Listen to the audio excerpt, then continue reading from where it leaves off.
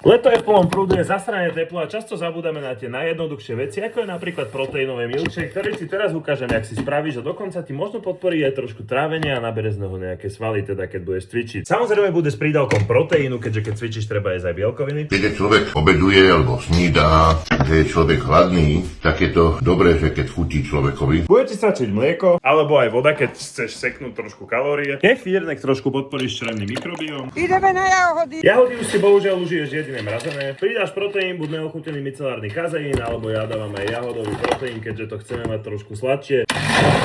Zabereš, naleješ napríklad frajerke, tá sa určite poteší a spravil som ti milkshake. To bola reakcia hodná tohto milkshakeu. Na zdravie, proteín a všetko, čo potrebuješ, si kúpiš na Gymbime zľavový kód Rakari5. Majte pekný deň, užívajte leto v rámci možností, kúpte si asi klímu. Aj keď teraz vám ho namontujú najbližšie asi tak v septembri. Na zdravíčko. A to je všetko, čau, sleduj ma keď chceš.